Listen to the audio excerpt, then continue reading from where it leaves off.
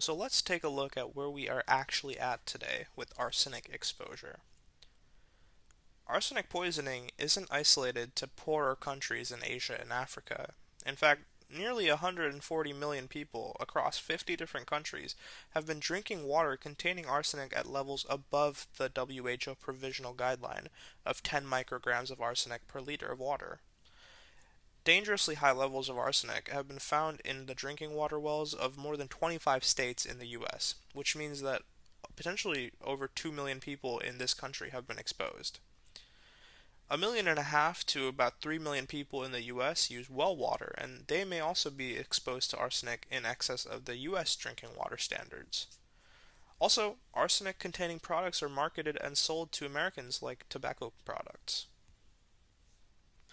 Despite the work of notable scientists from around the world and promises from governments and international agencies to fix this problem, the contamination of water in Bangladesh is still a pressing issue. There has been some progress. Since the 90s, the number of people exposed to arsenic exceeding Bangladesh's drinking water quality standard has decreased by about 40%.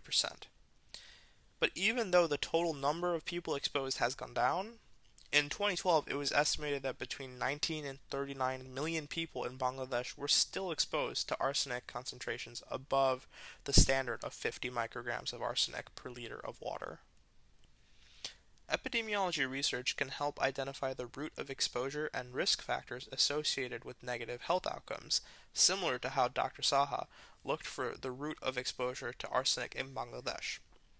Once the research shows how people are getting sick, then public health interventions can work to reduce diseases in the population. Let's look at prevention solutions and interventions for arsenic exposure. Prevention is extremely important in this case. We have to avoid the devastating health outcomes related to chronic arsenic exposure, so it's crucial that people steer clear of water sources with high arsenic levels.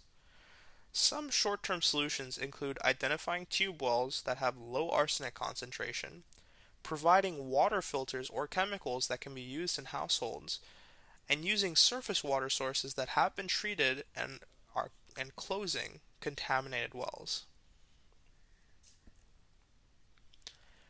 But really, what we need are long-term interventions. Those are going to be necessary to eradicate arsenic exposure for once and for all. We need community education and participation. We need to advise populations about the arsenic in water, sources of arsenic-free water, and why it's important to comply with treatment programs. We also need to monitor to make sure that the exposure has ended, and that's the only way we can make sure our solutions are effective. We might even need to look at other sources of water that can be used for drinking. For example, in areas with high rainfall, you can harvest rainwater for drinking water. That's a safe option.